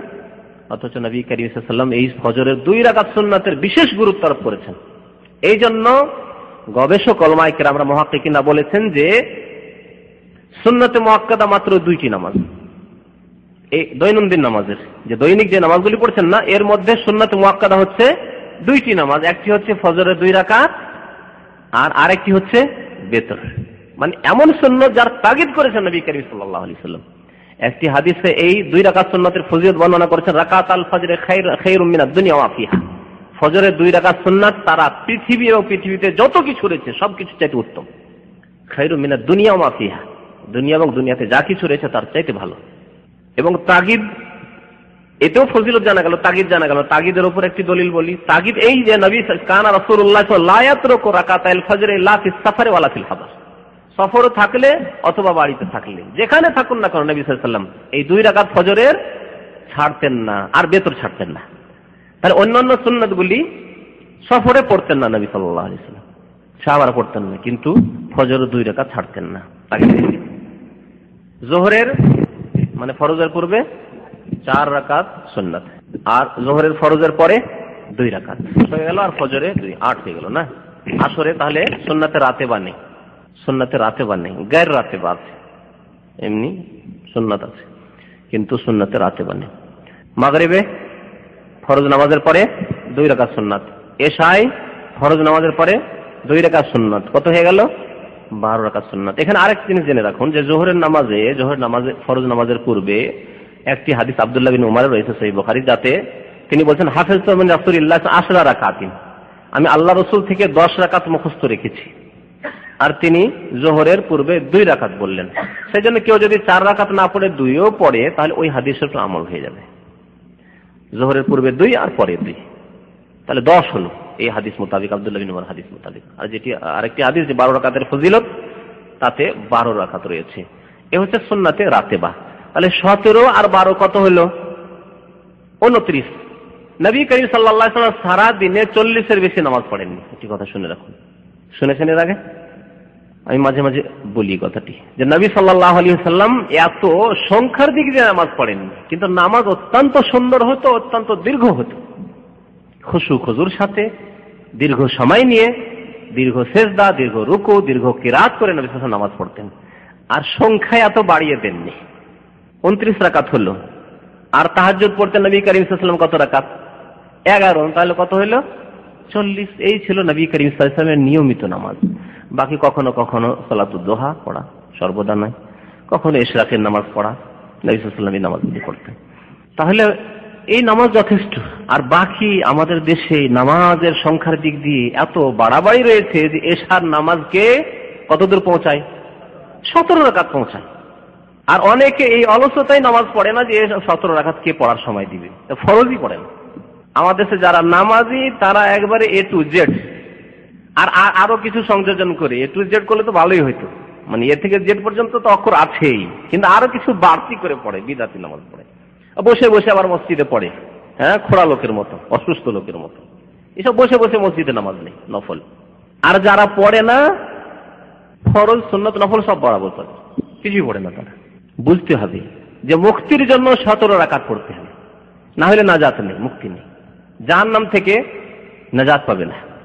আর বেতর কমপক্ষে 1 রাকাত, 3 রাকাত, 5 রাকাত, 7, 9, 11 নবী করিম সাল্লাল্লাহু আলাইহি ওয়াসাল্লাম পড়েছেন। 1 রাকাত নামাজ রয়েছে, আও তারা বেহায়, অনেক হাদিস রয়েছে। এই ক্ষেত্রে ভুল রয়েছে আমার দেশে এক শ্রেণীর মানুষদের, যে 1 রাকাত নামাজকে জায়েজই মনে করে না, তারা ও 3 পড়বেই, এটি একটি ভুল। আর হাদিসকে একেবারে উপেক্ষা করা। নবী সাল্লাল্লাহু আলাইহি ওয়াসাল্লামের স্পষ্ট হাদিস রয়েছে যে নবী সাল্লাল্লাহু আলাইহি ওয়াসাল্লাম অধিকাংশ সময় 1 রাকাত নামাজ পড়েছেন বিতর আও তারাবি ওয়াহিদা। তারাবি পড়লেন 10 রাকাত 2 করে পড়ে নেওয়ার পরে 1 রাকাত পড়েছেন। এটা হচ্ছে অধিকাংশ আমল। আর কখনো কখনো নবী করিম সাল্লাল্লাহু আলাইহি ওয়াসাল্লাম 8 পড়ে তারপরে 3 পড়েছেন। আর এই ক্ষেত্রে মাগরিবের মতো, মাগরিবের সাদৃশ্যতাই 2 রাকাত পড়ে তাশাহুদ পড়া, এটি হচ্ছে যঈফ হাদিস। সহিহ হাদিস হচ্ছে 3 একসাথে পড়তে হলে একটা না, বিনা তাশাহুদে একসাথে 3 রাকাত নামাজ পড়ে নাও, এটি হচ্ছে সহিহ তরিকা বেতরে। তাহলে বেতরে সহিহ তরিকা দুইটি, একটি হচ্ছে শুধু 1 রাকাত পড়া, আর আরেকটি হচ্ছে 3 রাকাত পড়লে মধ্যখানে বিনা বৈঠকে বিনা তাশাহুদে একটা না পড়া। নামাজের সময় এই ক্ষেত্রে আমাদের সব ভুল রয়েছে। নবী করিম সাল্লাল্লাহু আলাইহি ওয়াসাল্লামের হাদিসে নামাজের সময় নির্ধারণ করেন, বিভিন্ন হাদিস রয়েছে বিভিন্ন প্রকারের। এই ক্ষেত্রে সবগুলির সারমর্ম সংক্ষেপে শুনুন। নবী সাল্লাল্লাহু আলাইহি ওয়াসাল্লাম একটি হাদিস বলে, সালাতু যুহরি, যুহরের নামাজ, ওয়াক্তু সালাতি যুহরি ইযা জালাতিশ শামস। যুহরের নামাজের সময় কখন হয়ে যায়? যখন সূর্য মাথার উপর থেকে গড়ে যায়। কখন গড়ে?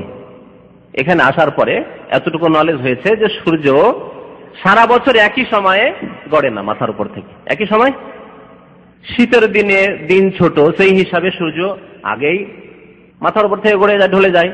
আর গরমের দিনে দিন বড় হওয়ার কারণে বিলম্বে ঢলে। কিন্তু আমাদের দেশের নামাজ এক সময়ে থাকে, অটল একবারে। 1:30টার সময় নামাজ তো 1:30টার সময় নামাজ, 1টায় আজান 1:30টায় নামাজ, ঠিক না? পরিবর্তন হয়নি, কোনো পরিবর্তন নেই। না শিক্ষা দীক্ষায় কোনো পরিবর্তন আছে, না কোরআন হাদিসের দিকে ধাবিত হচ্ছে, না তাদের নামাজের ওয়াক্তে কোনো পরিবর্তন আছে। শীত গ্রীষ্ম সব সমান তাদের জন্য। কি হাদিসের খেলাফ। জোহরের আউয়াল ওয়াক্ত হচ্ছে যখন মাথার উপর থেকে সূর্য গড়ে যাবে। শেষ ওয়াক্ত কখন? তার সীমা নির্ধারিত করা হয়েছে। একটি কাঠিকে দাঁড় করলে যে কাঠির ছায়া হবে, সেই ছায়া বরাবর হলেই জোহরের ওয়াক্ত শেষ হয়ে গেল, আসর ওয়াক্ত দাখিল হয়ে গেল।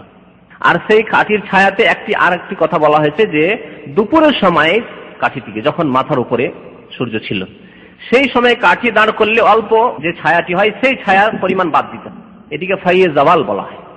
এতটুকু বাদ দিয়ে যখন এক কাঠি, সেই কাঠি পরিমাণ হয়ে যাবে, তখন জোহরের সময় শেষ হয়ে গেল, আসরের সময় শুরু হয়ে গেল। আসরের ক্ষেত্রে বড় ভুল রয়েছে আমাদের দেশে।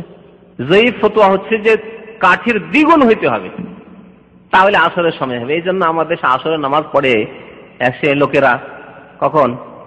4টার পরে, 4টা, 4:30, 5টা, একেবারে সূর্য যখন, সূর্যের যে তাপের প্রখরতা যেটা আছে, একেবারে যখন ঠান্ডা পড়ে যায় তখন নামাজ পড়ে। অথচ সেটা হচ্ছে শেষ ওয়াক্ত, অপছন্দনীয় ওয়াক্ত আসরের। আসর ওয়াক্ত আরম্ভ হয় এবং আউয়াল ওয়াক্ত হচ্ছে পছন্দনীয় ওয়াক্ত, উত্তম ওয়াক্ত। সেটা হচ্ছে যে যখন কাঠি তার কাঠির ছায়া তার পরিমাণ হবে, তখন জোহরের ওয়াক্ত শেষ হয়ে আসরের ওয়াক্ত শুরু হয়ে গেল। মাগরিবের ওয়াক্ত কখন আরম্ভ হয়? ওয়াক্ত সালাতুল মাগরিব ইযা গাবাতিশ শামস। নবী সাল্লাল্লাহু আলাইহি ওয়াসাল্লাম বলেছেন যখন সূর্য গায়েব হয়ে যাবে, চোখের আড়ালে হয়ে যাবে। গাবাত বলেছেন। সূর্য অস্ত হলো না, পাহাড় সামনে, হয়তো পাহাড়ের কাছে আপনার শহর বসবাস করেন, পাহাড়ে উঠলে দেখতে পাবেন হয়তো সূর্য, কিন্তু আপনার চোখের আড়াল হয়ে গেল। হাদিসে আছে গাবাতিশ শামস, সূর্য চোখের আড়ালে হয়ে গেল। তার মানে নয় যে আকাশ মেঘলা আকাশ থাকার জন্য সূর্য চোখের আড়ালে হয়ে গেল, না, চোখের আড়ালে হয়ে গেল অস্তমিত হয়ে। মাগরিবের ক্ষেত্রেও আমাদের দেশে ইফতার করাতে 5-7 মিনিট এমনিতে রাখে সূর্য ডুবে যাওয়ার পরে, তারপরে ইফতার করবে, তারপরে আজান হবে না। যখনই সূর্য ডুবে গেল তখনই আজান দিতে হবে, তখনই ইফতার করতে হবে। শেষ ওয়াক্ত মাগরিবের পশ্চিম দিকে যতক্ষণ পর্যন্ত, যেটাকে শাফাক বলা হয়েছে নবী সাল্লাল্লাহু আলাইহি ওয়াসাল্লামের হাদিসে, শাফাক, হাত্তাত ইয়াগিবা শাফাক, লাল আভা পশ্চিম দিকে যতক্ষণ থাকবে ততক্ষণ মাগরিবের সময় রয়েছে। আর সেটা যখন শেষ হয়ে যাবে তখনই এশার ওয়াক্ত শুরু হয়ে গেল। এশার ওয়াক্ত যে শুরু হলো তখন থেকে কতক্ষণ পর্যন্ত? নিসফুল লাইল পর্যন্ত, অর্ধরাত্রি পর্যন্ত, ফজর পর্যন্ত নয়। এখানে কিন্তু মধ্যখানে গ্যাপ আছে, কোনো ওয়াক্ত নয়। আর 12টা নাই। এটা আমাদের দেশের মানুষ এক ভুল করে যে অর্ধেক রাত মানে 12টা, অর্ধেক রাত মানে 12টা কি করে হবে? এখন সূর্য অস্ত হচ্ছে কটায়? 5:30 ধরে, তাহলে 5:30 থেকে 12টা পর্যন্ত কয় ঘন্টা হয়ে যাচ্ছে? 6.5 ঘন্টা। তাহলে কি করে 12টা হইল? এদিক দিয়ে 12টা হয় না। তারপরে রাত হচ্ছে মাগরিব থেকে সূর্য ডুবা থেকে শুরু করে ফজরের আজান পর্যন্ত, এটাকে রাত বলা হয়, লাইল বলা হয়। সূর্য ওঠা পর্যন্ত নয়, সূর্য উদয় হওয়া পর্যন্ত নয়। তাহলে সূর্য যখন উঠার সাথে সম্পর্ক নেই, ফজরের সাথে সম্পর্ক। ফজরের আজান কয়টার দিকে হচ্ছে? ধরেন 5টায় ধরে নেন, তাহলে এদিকে 5টা আর এদিকে হচ্ছে 5:30, কয় ঘন্টা হলো? হ্যাঁ, 11.5 ঘন্টা। 11.5 ঘন্টাকে ভাগ করেন আধা আধি করে, রাত কয়টা হবে তাহলে? রাত কয়টা হবে? 11:30। তো অর্ধেক এই আপনার 5:30 থেকে নিয়ে ভোর 5টা মানে ফজর আজান পর্যন্ত যে সময়টা আছে এর অর্ধেকটা হচ্ছে নিসফুল লাইল, অর্ধেক রাত। এই অর্ধেক রাত পর্যন্ত এশার সময়। তাহলে এরপরে কেউ যদি 11:30টার পরে এশার নামাজ পড়ে তাহলে কাজা হয়ে গেল, গুনাহগার হবে সে বিনা ওজরে। শরীয়তি যে ওজর রয়েছে, বিনা ওজরে কেউ যদি কাজা করে তাহলে সে গুনাহগার হবে। এই ছিল নামাজের অর্থ। নামাজ পড়ার তারিকা সংক্ষেপে নবী করিম সাল্লাল্লাহু আলাইহি সাল্লাম বলেছেন, সাল্লু কামা রাআইতুমুনি উসাল্লি। আমাকে যেভাবে নামাজ পড়তে দেখেছো বা দেখলে সেইভাবে তোমরা নামাজ পড়ো। সম্বোধন যেহেতু সাহাবায়ে কেরামদেরকে তারা দেখেছেন নবী সাল্লাল্লাহু আলাইহি সাল্লামকে, তাদেরকে বলে তোমরা যেমন ভাবে নামাজ পড়তে আমাকে দেখছো তেমন নামাজ পড়ো। আমরা তো দেখিনি, তাহলে আমরা কি করে নামাজ পড়বো? হ্যাঁ, আমরা দেখিনি, কিন্তু সাহাবায়ে কেরামরা দেখেছেন এবং সেই নামাজের বিস্তারিত বিবরণ তারা হাদিসে বর্ণনা করেছেন। সেই হাদিস মোতাবেক আমাদেরকে নামাজ পড়তে হবে। তাহলে সহিহ হাদিসের আলোকে আমাদেরকে নামাজ পড়তে হবে, তাহলে রাসূলুল্লাহর নামাজ হবে। আর খেয়াল খুশি যদি নামাজ পড়ি, মুরব্বীরা বলেছেন, বড়রা এরকম করেছেন বা আমাদের দেশে এরকম করে, আর দলিল নেই, তাহলে সেই নামাজ রাসূলুল্লাহর নামাজ হলো না। সাল্লু কামা রাআইতুমুনি উসাল্লি, সহিহ হাদিস মোতাবেক নামাজ পড়তে হবে। এই ক্ষেত্রে নামাজ আরম্ভ করতে হবে কি দিয়ে? তাকবীরে তাহরিমা দিয়ে, তাকবীরাতুল ইহরাম বা তাকবীরে তাহরিমা দিয়ে নামাজ আরম্ভ হবে। তাকবীরে তাহরিমার পূর্বে কোন দোয়া বা উচ্চারিত নিয়ত পড়া এসব নেই। নামাজের জন্য নিয়ত করতে হবে, সে অন্তরের নিয়ত করতে হবে, নিয়ত পড়তে হবে না, এই ক্ষেত্রে মনে রাখবেন। আর আমাদের দেশের অধিকাংশ মানুষরা কি করে? নিয়ত পড়ে, নাওয়াইতু করে, যোহরের জন্য আলাদা নিয়ত, ফরজের জন্য আলাদা, সুন্নতের জন্য আলাদা, নফলের আলাদা, বিতরের আলাদা, এসব নিয়ত নেই। তাহলে নিয়ত পড়া হচ্ছে শরীয়তের বাইরের কাজ, অর্থাৎ সুন্নত নয়। কি তাহলে? বিদআত। সুন্নতের বিপরীত হচ্ছে বিদআত। হয় রাসূলের তরিকায়, যার নাম সুন্নত, নামাজ পড়েন, আর না হলে বিদআতি তরিকা।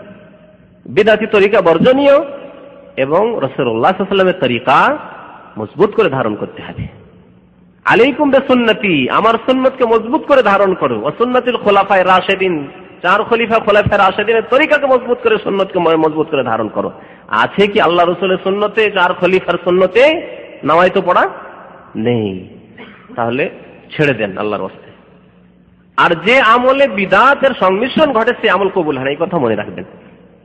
মুসলিম শরীফের হাদিস, মান আমিলা আমালান লাইসা আলাইহি আমরুনা ফাহুয়া রাদ্দুন। কেউ যদি কোনো আমল করে, এমন না যে করে না, যে বেনামাজি তো নামাজ বেনামাজি ফাসিক, কিন্তু যে ব্যক্তি আমল করে, অর্থাৎ নামাজ পড়ে, রোজা রাখে, ওযু করে, কিন্তু লাইসা আলাইহি আমরুনা, আমার নিয়ম অনুযায়ী, আমার তরিকা, আমার সুন্নত অনুযায়ী নাই, লাইসা আলাইহি আমরুনা, আমার আদেশ মোতাবেক নাই, ফাহুয়া রাদ্দুন, তা প্রত্যাখ্যাত, মারদুদ, গ্রহণযোগ্য নাই, আল্লাহ কবুল করবেন না। সুতরাং বিদআতি তরিকায় কোনো কাজকর্ম করলে কবুল হবে না এই হাদিসের আলোকে। আর আরেকটি বাড়তি জিনিস করা হয় নামাজের আরম্ভে, মানে তাকবীর তাহরিমার পূর্বে, তা হচ্ছে জায়নামাজের নামাজ। জানাজা জায়নামাজ, জায়নামাজ মানে কি? জায়নামাজ শব্দটি ফার্সি, যা মানে জায়গা, মানে জায়গা, যা মানে জায়গা, আর নামাজ মানে নামাজ, নামাজের জায়গা, যাকে মুসাল্লা বলে। আরবিতে মুসাল্লা মানে নামাজের স্থান, আর জায়ে নামাজ ফার্সি। জায়নামাজ, জায়নামাজ বলে আমাদের মানুষরা, এটি হচ্ছে ফার্সি। জায়নামাজ, ফার্সির প্রভাব ছিল আমাদের দেশে, যারা রাজত্ব করতো মুসলিমরা, যারা, তাদের ভাষা ফার্সি ছিল মুঘলদের, যার ফলে এই ফার্সি ভাষা আমাদের ভাষায় খুব ঢুকে রয়েছে। জায়নামাজ, জায়নামাজ। তো নামাজের জায়গার দোয়া মানে মুসাল্লার দোয়া। এই দোয়া আমাদের দেশের মানুষরা পড়ে। দোয়াটি হাদিস আছে, কিন্তু স্থান এটি নয়, এর স্থান এটি নয় যেখানে তারা পড়ে থাকে। ইন্নী ওয়াজহাতু ওয়াজহিয়া লিল্লাযী ফাতারাস সামাওয়াতি ওয়াল আরদি হানিফা ওয়া মা আনা মিনাল মুশরিকিন, এটি দোয়া মুসলিম শরীফে আছে। কিন্তু নবী করিম সাল্লাল্লাহু আলাইহি সাল্লাম কোন ক্ষেত্রে পড়ার কথা বলেছেন? ইযা ইফতাতাহাস সালাতা, যখন নামাজ আরম্ভ করতেন, কাব্বারা, তাকবীরে তাহরিমা বলতেন, সুম্মা কালা, অতঃপর বলতেন ওয়াজহাতু ওয়াজহিয়া লিল্লাযী ফাতারাস সামাওয়াতি। হাদিসটি ভালো করে শুনলেন কি? নবী সাল্লাল্লাহু যখন নামাজ আরম্ভ করতেন তাকবীর দিতেন, মানে আল্লাহু আকবার, তারপরে বলতেন ইন্নী ওয়াজহাতু ওয়াজহিয়া লিল্লাযী ফাতারাস সামাওয়াতি। তাহলে এটি হচ্ছে ইস্তিফতার দোয়া। আর এই ক্ষেত্রে 7 থেকে 8টি দোয়া রয়েছে। সানা, যে আমাদের দেশের মানুষ সানা বুঝে, আরবিতে ইস্তিফতা বলা হয়েছে, মানে নামাজ আরম্ভ করার দোয়া। এই ক্ষেত্রে যেটি প্রসিদ্ধ, আবু দাউদে রয়েছে ওই দোয়াটি, যা আপনাদের অধিকাংশ মানুষের মুখস্থ আছে যারা নামাজি মানুষ। সুবহানাকা আল্লাহুম্মা ওয়া বিহামদিকা ওয়া তাবারাকা ইসমুকা ওয়া তাআলা জাদ্দুকা ওয়া লা ইলাহা গায়রুকা। আবু দাউদের হাদিস, বুখারীতে নেই, মুসলিমও নেই। বুখারীতে আছে আল্লাহুম্মা বা'id বাইনি ওয়া বাইনা খাতায়ায়া কামা বা'adta বাইনাল মাশরিকি ওয়াল মাগরিবি আল্লাহুম্মা নাক্কিনি মিনাল খাতায়া কামা ইয়ানক্কাস সাবুল আবিদ মিনাদ দানাস আল্লাহুম্মা ইগসিল খাতায়ায়া বিল মা'i ওয়াস সালজি ওয়াল বারাদ। এত সুন্দর দোয়া, চমৎকার দোয়া। এই দোয়া অধিকাংশ লোকেরা মুখস্থ করি না। এখানে এসে যারা মুখস্থ করেছেন এখানে এসে করেছেন। আর মুসলিম শরীফ আছে ইন্নী ওয়াজহাতু ওয়াজহিয়া লিল্লাযী ফাতারাস সামাওয়াতি ওয়াল আরদ। তাহলে আল্লাহু আকবার বলার পরে হয় আল্লাহুম্মা বা'id বাইনি পড়েন, আর না হয় আল্লাহ ইন্নী ওয়াজহাতু ওয়াজহিয়া পড়েন, আর না হলে সুবহানাকা আল্লাহুম্মা ওয়া বিহামদিকা পড়েন। কোন একটি পড়লেই হয়। নবী সাল্লাল্লাহু আলাইহি ওয়াসাল্লাম কখনো এটি পড়েছেন, কখনো ওইটি পড়েছেন, কখনো ওইটি পড়েছেন, এইভাবে। কিন্তু তাকবীরে তাহরিমার পূর্বে যায় নামাজের দোয়া নেই, এই ভুল। তাহলে তাকবীরে তাহরিমা দিয়ে আর নামাজ আরম্ভ হবে। নবী সাল্লাল্লাহু আলাইহি ওয়াসাল্লামের হাদিস, প্রসিদ্ধ হাদিস রয়েছে, মিফতাহুস সালাতি আত-তাহুর, নামাজের চাবি হচ্ছে তাহারাত হাসিল করা, ওযু। ওয়া তাহরিমা তাকবীর, আর নামাজের তাহরিমা হচ্ছে মানে আরম্ভ, যেখানে এসে সমস্ত কাজ কর্ম কথাবার্তা দুনিয়া সব হারাম হয়ে গেল, তাহরিমা, তা হচ্ছে তাকবীর। আল্লাহু আকবার, আল্লাহু আকবার। নবী সাল্লাল্লাহু আলাইহি ওয়াসাল্লাম তাকবীর বলেছেন। তাহলে কি পড়ে, কি উচ্চারণ করে নামাজ আরম্ভ করতে হবে? আল্লাহু আকবার। অন্য কোন শব্দ দিয়ে যতই আল্লাহর গুণগান করা হোক না কেন, নামাজ হবে না। তাহলে কেউ যদি বলে আল্লাহু আযম, আকবার আযম একই অর্থ, আযম মানেও মহান। কেউ যদি বলে আল্লাহু আযম, চলবে? চলবে না। যদিও আমাদের দেশের ফিকহে হানফিতে কদরি হেদায়া পড়ে দেখবেন, তাতে আছে আল্লাহু আযম, আল্লাহু আজাল, আল্লাহু আলা, আলা মানেও মহান, এগুলো বললে নামাজ হয়ে যাবে। আল্লাহু কবির ইত্যাদি ইত্যাদি বললে নামাজ হয়ে যাবে। আল্লাহু জলিল হবে না। নবী সাল্লাল্লাহু আলাইহি ওয়াসাল্লাম কি বলেছেন? তাকবীর, আকবার বলতে হবে, আল্লাহু আকবার বলতে হবে। নামাজ আরম্ভ হলো, ইস্তেফতার দোয়া পড়লেন, যে দোয়াগুলির দিকে ইঙ্গিত করা হলো একটি দোয়া পড়লেন। তারপরে কি পড়বেন? সূরা ফাতিহা। সূরা ফাতিহা ছাড়া নামাজ হয় না, সূরা ফাতিহা দিয়ে নামাজ পড়তে হবে। বিশেষ করে ইমাম এবং একাকী যিনি নামাজ পড়বেন তাকে পড়তেই হবে। আর মুক্তাদি যদি শোনে, সেই ক্ষেত্রে অধিকাংশ উলামাদের নিকটে ছাড় রয়েছে, মাসলাটি যদি মত রয়েছে, অধিকাংশ উলামারা ছাড় দিয়েছেন যে শুনলে পড়ার বিকল্প হলো। আর কিছু কিছু উলামারা বলেছেন না, এই ক্ষেত্রেও পড়তে হবে, এই ক্ষেত্রে ছাড় রয়েছে। কিন্তু যদি না শুনতে পান দূরে থাকার কারণে, অথবা এমন নামাজ পড়ছেন যেই নামাজে সিররি কিরাত হয়, মনে মনে ইমাম সাহেব পড়ছেন, যেমন জোহরের নামাজ, আসরের নামাজ, মাগরিবের তৃতীয় রাকাত, ইশারের তৃতীয় চতুর্থ রাকাত ইত্যাদি ইত্যাদি, ঠিক না? তাহলে কি করতে হবে? মুক্তাদিকে সূরা ফাতিহা পড়তে হবে। এই ক্ষেত্রে প্রসিদ্ধ হাদিস প্রযোজ্য, লা সালাতা লিমান লাম ইয়াকরা বিফাতিহাতিল কিতাব, যে ব্যক্তি সূরা ফাতিহা পড়ে না তার নামাজ হয় না। তারপরে সূরা ফাতিহার পরে কোরআন তেলাওয়াতের আগে আউযুবিল্লাহ বলতে হয়। প্রথম রাকাতে একবার আউযুবিল্লাহ বলবেন, তারপর বিসমিল্লাহ বলবেন, যেহেতু সূরা ফাতিহা অংশ, বিসমিল্লাহির রহমানির রহিম, তারপরে সূরা ফাতিহা পড়ুন। সূরা ফাতিহার পরে একটি সূরা পড়তে হবে, অথবা কোনো একটি সূরার কিছু অংশ পড়তে হবে। কিছু অংশ, বড় আয়াত হলে একটি আয়াত যথেষ্ট, কিছু অংশ পড়লেই হবে। তারপরে রুকুতে যেতে হবে আল্লাহু আকবার বলে। রুকুতে যাওয়ার সময় রাফুল ইয়াদাইন রয়েছে সহিহ হাদিসে, মানে দুই হাত উঠিয়ে, রাফুল ইয়াদাইন মানে দুই হাত উত্তোলন করা, দুই হাত উঠিয়ে রুকুতে যেতে হবে। আল্লাহু আকবার এদিকে উচ্চারণ করছেন আর রফে ইয়াদাইন করছেন। বুখারী শরীফের হাদিস, মুসলিম শরীফে এমন কোন হাদিসের কিতাব নেই যে দুই হাত উত্তোলন করে নামাজ পড়া নেই। সমস্ত হাদিস রয়েছে। একটি হাদিস মাত্র আবু দাউদে রয়েছে, সেই হাদিস ইমাম আবু দাউদ নিজে বর্ণনা করার পরে বলছেন যে হাদিসটি সহিহ নয়, যঈফ। আব্দুল্লাহ ইবনে মাসউদের যে নবী সাল্লাল্লাহু আলাইহি ওয়াসাল্লাম মাত্র একবার হাত উঠিয়েছেন, মানে তাকবীরে তাহরিমার সময়। বাকি সমস্ত হাদিস, আব্দুল্লাহ বিন উমর, আবু হুরায়রা, অনেক সাহাবায়ে কেরাম থেকে হাদিস রয়েছে যে নবী সাল্লাল্লাহু আলাইহি ওয়াসাল্লাম আজীবন রাফুল ইয়াদাইন করে দুই হাত উত্তোলন করে নামাজ পড়েছেন। রুকুতে যাওয়ার সময় যেমন তাকবীরে তাহরিমাতে, ঠিক তেমনি রুকুতে যাওয়ার সময়ও হাত উঠাতে হবে। তাকবীরে তাহরিমার সময় কে কেউ অস্বীকার করে না, সবাই মানে, তাই না? রুকুতে গিয়ে কি করবেন? কমপক্ষে একবার তাসবিহ পড়া ফরজ, আর 3 বার 5 বার 7 বার 10 বার পড়া, 9 বার 10 বার পড়া হচ্ছে উত্তম। ইমাম সাহেব হলে বেশি পড়া উচিত। ইমাম যদি 5 বার পড়ে তাহলে তো মুক্তাদি 3 বার পড়তে পারবে, ঠিক না? এই জন্য ইমামের জন্য উত্তম হচ্ছে বেশি করে তাসবিহ পড়া, তাড়াহুড়া না করা। এই ক্ষেত্রে একাধিক তাসবিহ রয়েছে, সুবহান রাব্বিয়াল আযীম রয়েছে রুকুতে, প্রসিদ্ধ। আর একটি হাদিস বুখারীতে রয়েছে সুবহানাকা আল্লাহুম্মা রাব্বানা ওয়া বিহামদিকা আল্লাহুম্মা ইগফিরলি, এও রয়েছে। সুবহান কুদ্দুস রাব্বুনা রাব্বুল মালায়েকাতি ওয়ার রূহ ইত্যাদি ইত্যাদি। সুবহান রাব্বিয়াল আযীম আপনার জন্য সহজ, সেটি কমের পক্ষে মুখস্থ করেন আপনি। তারপরে রুকু থেকে যখন উঠবেন কি করতে হবে? সোজা হয়ে দাঁড়াতে হবে, আর সামি আল্লাহু লিমান হামিদা বলে উঠতে হবে। সামি আল্লাহু লিমান হামিদা, সোজা দাঁড়াতে হবে, তাড়াতাড়ি করলে হবে না। এখানে সোজা দাঁড়ানো হচ্ছে রুকুন, রুকু থেকে দাঁড়ানো হচ্ছে রুকুন। যদি কেউ ছেড়ে দেয়, রুকুন ছেড়ে দিল। রব্বানা ওয়ালাকাল হামদ, রব্বানা আলাকাল হামদ, বিভিন্ন আল্লাহুম্মা রব্বানা ওয়ালাকাল হামদ, এইভাবে বিভিন্ন ভাবে এসেছে। মুক্তাদিরা সামি আল্লাহু লিমান হামিদা বলবে না, ইমাম সামি আল্লাহু লিমান হামিদা বলবে, রব্বানা ওয়ালাকাল হামদ বলবে, কিন্তু মুক্তাদিরা কি বলবে? রব্বানা ওয়ালাকাল হামদ শুধু বলবে, তাসমি বলবে না। তো রুকু থেকে ওঠার সময়ও রফুল ইয়াদাইন করলেন, তাহলে 3 জায়গায় রফুল ইয়াদাইন হয়ে গেল। আর একটি রফুল ইয়াদাইন আছে, 4 রাকাত বা 3 রাকাত বিশিষ্ট নামাজ হলে 2 রাকাতের আত্তাহিয়াত পড়ার পরে যখন দাঁড়াবেন তখনও রফুল ইয়াদাইন করা সুন্নত। এই রফুল ইয়াদাইন হাত উত্তোলন করা হচ্ছে নবী করিম সাল্লাল্লাহু আলাইহি ওয়াসাল্লামের সুন্নত। তারপরে সিজদায় যাবেন, সিজদায় গিয়ে কি করতে হবে? আল্লাহু আকবার বলে প্রত্যেকটি হরকতে, মানে প্রত্যেকবারে যে একটি অংশ থেকে নামাজের আরেকটি অংশে যাচ্ছেন তখন তাকবীর নবী সাল্লাল্লাহু আলাইহি ওয়াসাল্লাম পাঠ করেছেন, শুধু সামি আল্লাহু লিমান হামিদা ছাড়া। আল্লাহু আকবার বলে সিজদায় গেলেন, সিজদায় কি করতে হবে? সুবহান রাব্বিয়াল আ'লা। আল্লাহ কোরআনে যখন নাযিল করলেন সাব্বিহ ইসমা রাব্বিকাল আ'লা, তখন নবী সাল্লাল্লাহু আলাইহি ওয়াসাল্লাম বলে ইজআলুহা ফি সুজুদিকুম, সিজদায় তোমরা এর উপর আমল করো, সুবহান রাব্বিয়াল আ'লা বলো। তবে বুখারীতে হাদিসে যে রয়েছে, সেই হাদিসে রয়েছে রুকু সিজদায় যখন সূরা ইযা জা নাসরুল্লাহি ওয়াল ফাতহু নাযিল হয়ে গেল তখন নবী সাল্লাল্লাহু আলাইহি ওয়াসাল্লাম পড়তেন সুবহানাকা আল্লাহুম্মা রাব্বানা ওয়া বিহামদিকা আল্লাহুম্মা ইগফিরলি। এটিও রুকু সিজদা 2 জায়গাতেই পড়তেন। যদি কেউ এরকম করে তবুও যথেষ্ট।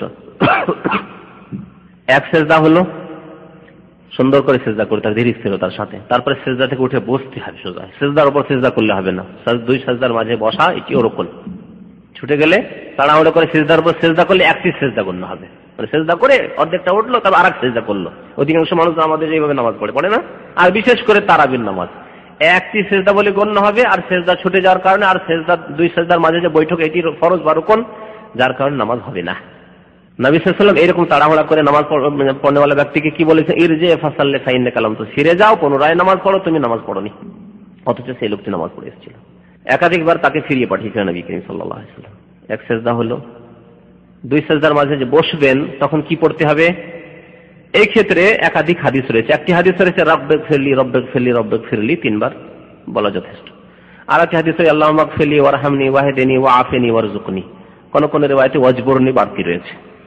এই দোয়াগুলি কোন একটি দোয়া পড়তে হবে। কমের পক্ষে কিচ্ছু না জানা থাকে রব্বিগফিরলি রব্বিগফিরলি বলেন, আল্লাহ মাফ করে দাও, হে আমার রব, হে আল্লাহ আমাকে মাফ করে দাও, আমাকে মাফ করে দাও, রব্বিগফিরলি। 2 সিজদা মাঝখানে আবার সিজদা দেবেন, সিজদায় কমের পক্ষে 1 তাসবিহ, ওই রুকুর মধ্যে 1 তাসবিহ পড়তে হবে, আর 3, 5, 7, 9, 10 পড়া হচ্ছে উত্তম। এই 1 রাকাত যেভাবে পড়লেন আর 1 রাকাত পড়বেন। 4 রাকাত ওয়ালা নামাজ বা 3 রাকাত বিশিষ্ট যদি নামাজ হয় তাহলে মধ্যখানে বৈঠক করবেন, আর এইভাবে আপনি সালাম ফিরবেন। শেষখানে কি রয়েছে বৈঠকে? প্রথম বৈঠকে শুধু তাশাহুদ, আত্তাহিয়াতু লিল্লাহি ওয়া সালাওয়াতু। কোন কোন রিওয়ায়াত দ্বারা জানা যায় যে আল্লাহুম্মা সাল্লি আলা দুরূদ শরীফও নবী সাল্লাল্লাহু আলাইহি ওয়াসাল্লাম কখনো কখনো পড়েছেন। এইজন্য শাইখ ইবনে বাজ বলছেন যে প্রথম জলসাতেও দরুদ পড়তে পারে। এই মাসলাটি অনেকে জিজ্ঞেস করে আমাদের দেশের মানুষরা, যে ভুল করে যদি প্রথম তাশাহুদে দরুদ শরীফ পড়ে ফেলি, আল্লাহুম্মা সাল্লি আলা মুহাম্মদ পড়ে ফেলি তো কি করব? কিচ্ছু না, ভালো কাজ করলেন, বরং আল্লাহ রাসূলের দরুদ পাঠ করলেন। সুতরাং এইখানে সিজদা সহ নেই, বরং কিছু রিওয়ায়াত দ্বারা প্রমাণিত যে নবী সাল্লাল্লাহু আলাইহি ওয়াসাল্লাম কখনো কখনো পড়েছেন, কিন্তু জরুরি নাই। এই দুরুদ জরুরি হচ্ছে শেষ বৈঠকে। 2 রাকাত ওয়ালা নামাজ হলে এই বৈঠকে, আর যদি 3 রাকাত বা 4 রাকাত বিশিষ্ট নামাজ হয় তাহলে শেষ বৈঠকে আত্তাহিয়াতুর পরে দুরুদ শরীফ আল্লাহুম্মা সাল্লি আলা মুহাম্মদ ওয়া আলা আলি মুহাম্মদ কামা সাল্লাইতা আলা ইব্রাহিম ওয়া আলা আলি ইব্রাহিম ইন্নাকা হামিদুম মাজিদ। আল্লাহুম্মা বারিক আলা মুহাম্মাদিন ওয়া আলা আলি মুহাম্মদ কামা বারাকতা আলা ইব্রাহিম ওয়া আলা আলি ইব্রাহিম ইন্নাকা হামিদুম মাজিদ। আশা করি তাশাহুদ মুখস্থ আছে, তাশাহুদটা পড়া হলো না। তারপরে যে দোয়াগুলি রয়েছে এই দোয়াগুলি সম্পর্কে ইখতিয়ার রয়েছে, তবে একটি হাদিসে রয়েছে যে নবী করিম সাল্লাল্লাহু আলাইহি ওয়াসাল্লাম সর্বদা 4টি জিনিস থেকে পানা চাইতেন। এজন্য বেশ কিছু আলেমদের মতে এই 4টি জিনিস থেকে পানা চাওয়া ফরজ। তা হচ্ছে আল্লাহুম্মা ইন্নী আউযু বিকা মিন আযাবিল কবরে ওয়া মিন আযাবি জাহান্নাম ওয়া মিন ফিতনাতিল মাসিহিদ দাজ্জাল ওয়া মিন ফিতনাতিল মাহিয়া ওয়াল মামাত। হে আল্লাহ, কবরের আযাব থেকে আশ্রয় কামনা করছি, জাহান্নামের আযাব থেকে আশ্রয় কামনা করছি, দাজ্জালের ফিতনা থেকে আশ্রয় কামনা করছি, আর জীবন এবং মৃত্যুর ফিতনা থেকে আশ্রয় কামনা করছি। এই 4টি জিনিস থেকে পানা চাওয়া শাইখ ইবনে বাজ রাহমাতুল্লাহ বলছেন যে ফরজ। সুতরাং এর গুরুত্ব দিতে হবে, এটি প্রত্যেক মুসলিমকে মুখস্থ করে নিতে হবে। আশঙ্কা রয়েছে যে আপনার হয়তো ফরজ ছুটে যাচ্ছে এটি ছেড়ে দেওয়ার কারণে। তারপরে একাধিক দোয়া নবী করিম সাল্লাল্লাহু আলাইহি ওয়াসাল্লাম পড়তেন বিভিন্ন সময়। আল্লাহুম্মা ইন্নী যালামতু নাফসি যুলমান কাসীরা ওয়া লা ইয়াগফিরু যুনুবা ইল্লা আনতা ফাগফিরলি মাগফিরাতাম মিন ইনদিকা ওয়ারহামনি ইন্নাকা আনতাল গফুরুর রহিম। রব্বানা আতিনা ফিদ দুনিয়া হাসানা ওয়া ফিল আখিরাতি হাসানা ওয়া কিনা আযাবান নার। এই দোয়াগুলি পড়তেন। এছাড়াও আপনার যে কোনো দোয়া মনে চাই পড়তে পারেন। যেহেতু বুখারীর একটি হাদিস রয়েছে যে তাশাহুদ এবং দরুদ যখন পড়া হয়ে যাবে তখন তোমরা কি করো? ওয়ালিয়াতাখাইয়ার মিনাল মাসআলাতি আজাবাহু ইলাইহি, যেন প্রত্যেক মানুষ বাছাই করে, চয়ন করে যেই দোয়া তার পছন্দ, যেই দোয়া আপনার পছন্দ, আপনার প্রিয়জন, ভালো সন্তান, স্ত্রী ইত্যাদি ইত্যাদি চাওয়ার তো চাইতে পারেন। রব্বানা হাব লানা মিন আজওয়াজিনা ওয়া যুররিয়াতিনা চাইতে পারেন, রব্বি হাব লি মিনাস সালিহিন চাইতে পারেন, হ্যাঁ, যে কোনো দোয়া করতে পারেন এই জায়গাটিতে। তাহলে নামাজের মধ্যে দুইটি জায়গা এমন, যে জায়গা হচ্ছে দোয়ার জায়গা, দোয়ার ক্ষেত্র। দুইটি ক্ষেত্র হচ্ছে দোয়ার ক্ষেত্র। একটি হচ্ছে সিজদায়। সিজদা সম্পর্কে নবী সাল্লাল্লাহু আলাইহি ওয়াসাল্লাম একটি হাদিস রয়েছে যে ফাজতাহিদু ফিদ দুআ, তোমরা সিজদায় যখন যাও তখন তোমরা আল্লাহর অত্যন্ত নিকটবর্তী হয়ে যাও। আকরাবু মা ইয়াকুনুল আবদু মির রাব্বিহি ওয়া হুয়া সাজিদ, যখন সিজদায় অবনত হয়ে যায় মানুষ তখন আল্লাহর অত্যন্ত নিকটবর্তী হয়ে যায়। ফাজতাহিদু ফিদ দুআ, দুআতে তোমরা চেষ্টা চালাও। তাহলে চেষ্টা করতে হবে, এমনি গাফিলতির সাথে দোয়া করলে হবে না। মন গাফিল রয়েছে, মন দৌড়াদৌড়ি করছে, ছোটাছুটি এদিক সেদিক, হিসাব নিকাশ দুনিয়ার, আর আপনি সিজদায় পড়ে রয়েছেন, কাজ হবে? কাজ হবে না। ফাজতাহিদু, ইজতিহাদ করো, মেহনত করো, পরিশ্রম করো দুআয়। তাহলে কাই মনে যেন এমন করে ধরেছেন যে ছাড়াছাড়ি নেই, নিতেই হবে আল্লাহর কাছে, এইভাবে দোয়া করতে হবে। আসলে দোয়ার তরিকা হচ্ছে ফাজতাহিদু ফিদ দুআ, চেষ্টা করো। ফাকামিনুন আইয়ুস্তাজাবা লাকুম, আশা করা যায় যে সিজদায় তোমাদের দোয়া কবুল হবে। তাহলে একটি ক্ষেত্র। আর আরেকটি ক্ষেত্র এই বুখারী শরীফের হাদিস যে তাশাহুদ এবং দুরূদ শরীফের পরে সালামের পূর্বে বেশি বেশি দোয়া করে, সালামের পূর্বে। তারপরে ডান দিকে বলুন আসসালামু আলাইকুম ওয়া রাহমাতুল্লাহ, বাম দিকে আসসালামু আলাইকুম ওয়া রাহমাতুল্লাহ। এই ক্ষেত্রে সহিহ হাদিসে ওয়া রাহমাতুল্লাহ পর্যন্ত রয়েছে। আরেকটি হাদিস রয়েছে, যদিও সহিহ বলা হয়েছে, আবু দাউদে হাদিস রয়েছে, বুখারী মুসলিমে নেই, আবু দাউদে আছে, ওয়া বারাকাতুহু বাড়তি আছে। তো কেউ যদি অবারকাতু বলে জায়েজ রয়েছে। তবে কোন জায়গায় বলে যদি ডিস্টার্ব হয়, মানে মুসল্লিরা হয়তো নতুন জিনিস দেখে অবাক হয় আর সমস্যার সৃষ্টি করতে পারে, সেখানে আপনি যতটুকু মানুষ জানে ততটুকু হাদ্দিসুন নাস আলা কাদরি উকুলিহিম।